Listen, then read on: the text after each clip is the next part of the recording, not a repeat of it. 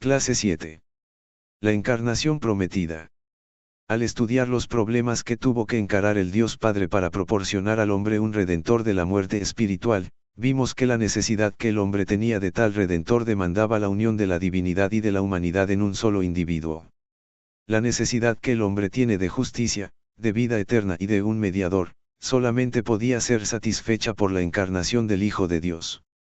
La encarnación de la divinidad con la humanidad proporcionaría un sustituto donde estuvieran unidas la naturaleza divina y humana. Sobre tales bases el Dios encarnado podría actuar como mediador del hombre. Siendo igual a Dios por una parte, y unido con el hombre por la otra, podría hermanar a los dos. Estando la deidad y la humanidad unidas, el encarnado podrá asumir las responsabilidades de la traición del hombre y satisfacer las demandas de la justicia divina, y así tender un puente de unión entre Dios y la humanidad. 1. La primera promesa de Dios relacionada con la encarnación. Cuando el hombre cometió el pecado de alta traición, murió espiritualmente. En su estado de muerte espiritual se describe su condición, como dice Efesios 2:12, sin esperanza y sin Dios en el mundo. Sin embargo, inmediatamente el amor de Dios comenzó a obrar en favor del hombre. El Dios Padre se enfrentó a la condición del hombre con toda equidad. Sabía que las necesidades del hombre podían satisfacerse solamente sobre bases legales mediante la encarnación de su Hijo. Su amor no escatimó ningún sacrificio como demasiado grande para restablecer el compañerismo con el hombre. Como dice el Salmo 85:10, la misericordia y la verdad se encontraron, y el triunfo del amor dio al hombre la promesa de un redentor. En su conversación con Satanás, Dios anuncia al hombre la primera promesa de la encarnación en Génesis 3:15. Y pondré enemistad entre ti y la mujer, entre tu simiente y la simiente suya. Esta te herirá en la cabeza y tú le herirás en el calcañar. Notemos 4 afirmaciones extraordinarias en esta promesa. Primera, pondré enemistad entre ti y la mujer. Es decir, habrá enemistad entre Satanás y la mujer. La historia de la mujer prueba eso. La mujer ha sido comprada y vendida como si fuera un mueble. Solo donde el cristianismo ha penetrado al corazón de las gentes, la mujer ha recibido un trato distinto que la ha elevado por encima de la creación animal. En países llamados cristianos ella es la heredera de nuestras enfermedades y la víctima de los tribunales de divorcio. Los médicos nos dicen que el 95% de los casos que requieren hospitalización, es de mujeres. Segunda, pondré enemistad entre tu simiente y la simiente de ella. La simiente de Satanás es la raza humana no regenerada, la simiente de la mujer es Cristo. Cristo fue perseguido desde que era un pequeñito por la simiente de Satanás, hasta que finalmente lo crucificaron, y desde la resurrección de Jesús hasta nuestros días, la Iglesia ha sido objeto de las persecuciones más enconadas y de la enemistad del mundo. Tercera, la simiente de la mujer. Aquí está la profecía de que una mujer dará a luz un hijo independientemente de la procreación natural. Cualquier hijo es llamado siempre la simiente del hombre o hijo del hombre. Cuarta, y él te herirá en la cabeza y tú le herirás en el calcañar. Él te herirá en la cabeza, es decir, en la cabeza de Satanás. En todos los idiomas orientales la expresión herir en la cabeza significa quebrantar el señorío del que gobierna. El hombre le había entregado a Satanás su señorío. Satanás acababa de adquirir el dominio que Dios había otorgado al hombre. Y Satanás va a ejercer ese dominio hasta que llegue la simiente de la mujer. Un hombre va a quebrantar su señorío. El calcañar, es la iglesia militante en la tierra. Los largos periodos de persecución que ha sufrido la iglesia por la simiente de Satanás han quedado registrados como hechos históricos absolutamente comprobados. Esta profecía es una de las más notables y claras que jamás se haya cumplido. El Dios encarnado ha venido y ha reducido a la nada a aquel que tenía la autoridad de la muerte, el diablo, y ha libertado a todos aquellos que por el temor a la muerte vivían siempre sujetos a servidumbre. En Hebreos 2:14 dice, así que, por cuanto los hijos participaron de carne y sangre, él también participó de lo mismo, para destruir por medio de la muerte al que tenía el imperio de la muerte, esto es, al diablo.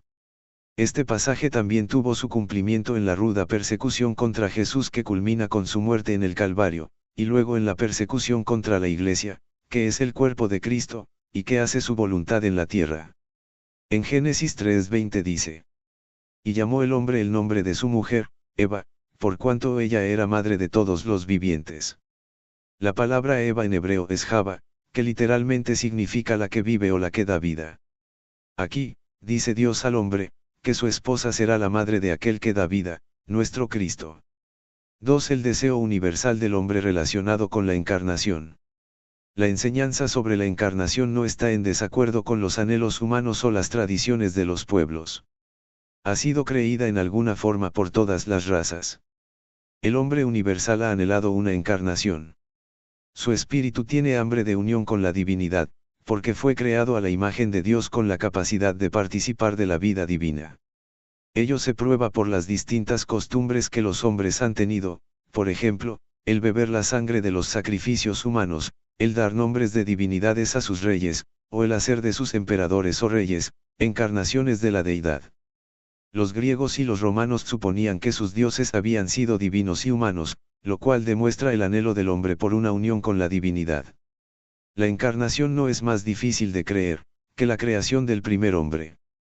Adán fue creado por un acto del poder divino, el resto de la raza humana fue engendrado por procesos naturales, pero este Redentor que nacería de la mujer será formado por un acto especial del poder divino. Él es el Dios Todopoderoso y la encarnación es, para él, una cosa absolutamente posible. 3. Los intentos de Satanás para hacer fracasar el plan de Dios. No sabemos hasta qué punto Satanás comprendió el plan de Dios para la redención del hombre cuando el Redentor le fue prometido a éste.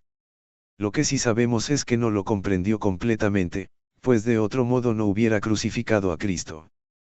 Como dice en 1 Corintios 2, 7 y 8. Mas hablamos sabiduría de Dios en misterio, la sabiduría oculta, la cual Dios predestinó antes de los siglos para nuestra gloria, la que ninguno de los príncipes de este siglo conoció, porque si la hubieran conocido, nunca habrían crucificado al Señor de gloria. Satanás pensó que la crucifixión significaba la destrucción de la vida de Cristo, sin darse cuenta que en realidad era el medio de la redención del hombre. No obstante, Satanás debió haber comprendido el hecho de que iba a venir un Redentor por medio de la humanidad, el cual quebrantaría su dominio sobre el hombre. Por consiguiente, trataría de destruir el plan del Dios Padre. La obra de Satanás para frustrar el propósito divino sigue dos derroteros. 1. Destruir el conocimiento de Dios en la tierra. Y. 2. Destruir la línea del justo, del Mesías, en la humanidad.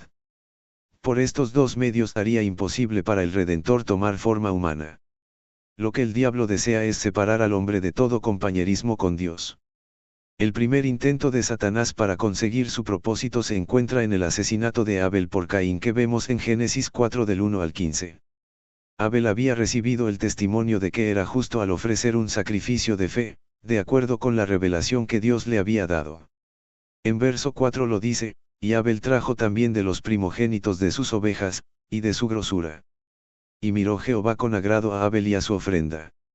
En Hebreos 11:4 lo explica, por la fe Abel ofreció a Dios mayor sacrificio que Caín, por lo cual alcanzó testimonio de que era justo, dando Dios testimonio a sus presentes, y difunto, aún habla por ella.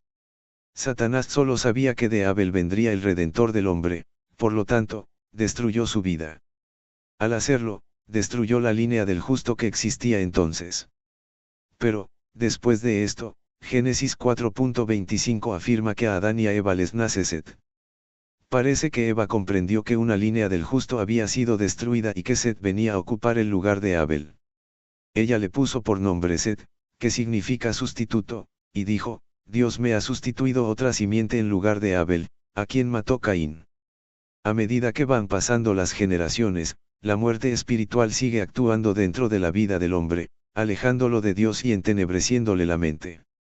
Satanás trata de mantener a la simiente de la mujer tan alejada de Dios, que él no pueda enviar a un Redentor por medio de la humanidad. Hasta ahora la única promesa dada acerca de la encarnación había sido muy general. Por consiguiente, la guerra encarnizada de Satanás contra la simiente de la mujer es total. Más tarde, Dios hace la promesa del Redentor en forma más específica y definitiva, y a medida que vayamos estudiando veremos una obra específica de Satanás encaminada a destruir la línea del justo, designado por Dios. En Génesis 3:15, el encarnado es llamado la simiente de la mujer, un término muy general.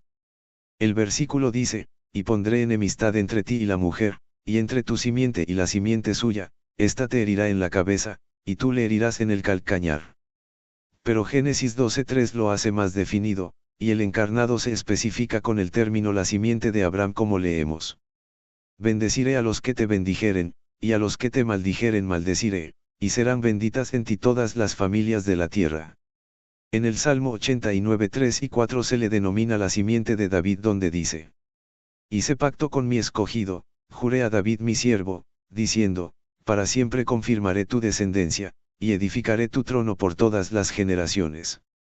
Vendrá de la familia de David. Poco a poco se define una familia. En Isaías 7:14 lo especifica más cuando dice: He aquí que la Virgen concebirá, y parirá hijo, y llamará su nombre Emanuel. Dice la Virgen, como si ya la hubiera señalado. Se designa aquí a un individuo. Al estudiar la historia de Israel veremos los esfuerzos de Satanás dirigidos hacia la simiente de Abraham, luego hacia la simiente de David, y después, su odio enconado y la persecución a Jesucristo, nacido de la Virgen. Génesis 5. En Génesis 5 se nos da la genealogía de Noé. Mientras Satanás trabaja para destruir la línea del justo, Dios está preservando la línea por medio de la cual vendrá el Redentor. Dios está actuando con miras a la encarnación. Es bueno leer los capítulos 4 y 5 de Génesis. Notaremos dos cosas. Primera, después de que Caín se destaca ante nosotros por el asesinato de su hermano, se menciona su progenie un poco, y termina en Lamec, un asesino también. Vemos en Génesis 4 del 18 al 23. Y a Enoc le nació Irad, e Irad engendró a Meujael, y Meujael engendró a Metusael, y Metusael engendró a Lamec. Y Lamec tomó para sí dos mujeres, el nombre de la una fue Ade, y el nombre de la otra, Sila. Y Ade dio a luz a Yabal, el cual fue padre de los que habitan en tiendas y crían ganados. Y el nombre de su hermano fue Yubel, el cual fue padre de todos los que tocan arpa y flauta. Y Sila también dio a luz a Tubal-Caín, artífice de toda obra de bronce y de hierro, y la hermana de Tubal-Caín fue Name. Y dijo Lamec a sus mujeres, Ade y Sila, oíd mi voz, mujeres de Lamec, escuchad mi dicho, que un varón mataré por mi herida, y un joven por mi golpe. Segunda, el Espíritu Santo se propone interesarnos en otro hombre, el tercer hijo que les nació a Adán y a Eva, cuyo nombre es Set. Génesis 4 del 24 al 26. Si 7 veces será vengado Caín, Lamec en verdad 70 veces 7 lo será. Y conoció de nuevo Adán a su mujer, la cual dio a luz un hijo, y llamó su nombre Set, porque Dios, dijo ella, me ha sustituido otro hijo en lugar de Abel, a quien mató Caín. Y a Set también le nació un hijo, y llamó su nombre Enos. Entonces los hombres comenzaron a invocar el nombre de Jehová. Por esta línea vinieron Noé, Sem, Abraham, Jacob, y, más tarde, Jesús, quien fue la simiente de la mujer que hirió la cabeza de la serpiente. Para fijar nuestra atención en Set, la línea del justo, el autor divino repite, al principio del capítulo 5, el relato original de la creación del hombre, trazando la historia de Adán brevemente y luego dando en detalle el linaje de Set. Esto nos demuestra que sus tratos son ahora con esta línea. Génesis 6. En Génesis 6 del 1 al 3 dice: Y acaeció que, cuando comenzaron los hombres a multiplicarse sobre la faz de la tierra, y les nacieron hijas, vieron los hijos de Dios que las hijas de los hombres eran hermosas, se tomaron mujeres, escogiendo entre todas. Notamos aquí la diferencia bien marcada entre los camitas y los setitas, los últimos del linaje del justo. Los camitas edificaron ciudades, inventaron artes e idearon diversiones para mitigar la maldición del pecado, como vimos en Génesis 4, 21 y 22. Pero los setitas anduvieron con Dios, como dice Génesis 4, 26. A Set también le nació un hijo, y llamó su nombre Enos. Entonces los hombres comenzaron a invocar el nombre de Jehová. En Génesis 4.26 la palabra Dios, en el original es Jehová, el nombre usado para Dios en el pacto. Aquellos que creían y tenían esperanza en su promesa conocían y amaban ese nombre. Es de notar que el séptimo en la descendencia de Adán, por la línea de Caín, fue Lamech, un polígamo, asesino y amante de la violencia, como vemos en Génesis 4 del 16 al 24. En tanto que el séptimo en la línea de Set fue Enoc, el hombre que tuvo el testimonio de que había agradado a Dios, como vemos en Hebreos 11:5 y fue trasladado en Génesis 5 del 21 al 24. Leámoslo. En Hebreos 11:5 dice: Por la fe Enoc fue traspuesto para no ver muerte, y no fue hallado, porque lo traspuso Dios, y antes que fuese traspuesto, tuvo testimonio de haber agradado a Dios. Y en Génesis 5 del 21 al 24. Vivió Enoc 65 años, y engendró a Matusalén. Y caminó Enoc con Dios, después que engendró a Matusalén, 300 años, y engendró hijos e hijas. Y fueron todos los días de Enoc 365 años. Caminó, pues, Enoc con Dios, y desapareció, porque le llevó Dios. En Génesis 6 vemos de nuevo la obra de Satanás para impedir el propósito de Dios. Él fomenta la mezcla de matrimonios entre los descendientes de Caín y los descendientes del justo.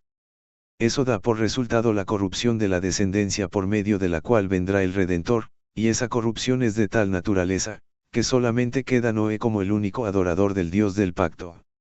En Génesis 6:5 dice, y Jehová vio que la malicia de los hombres era mucha en la tierra, y que todo designio de los pensamientos del corazón de ellos era de continuo solamente el mal. Satanás había destruido el conocimiento de Dios en el corazón del hombre. Los pensamientos de los hombres eran malos continuamente.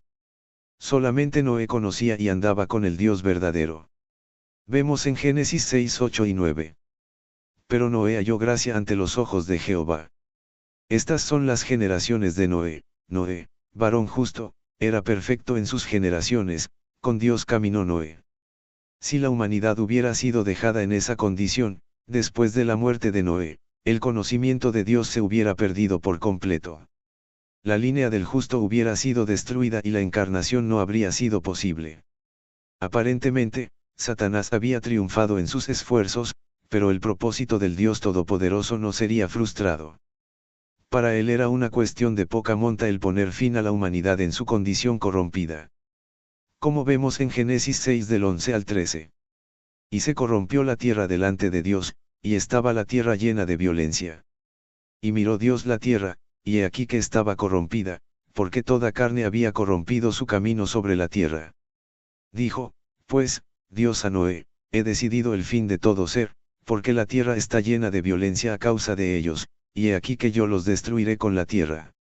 Si la línea del justo iba a preservarse y el conocimiento de él iba a perdurar sobre la tierra, Dios tenía que destruir a la humanidad y continuar la línea por medio de la cual vendría el Redentor, por Noé.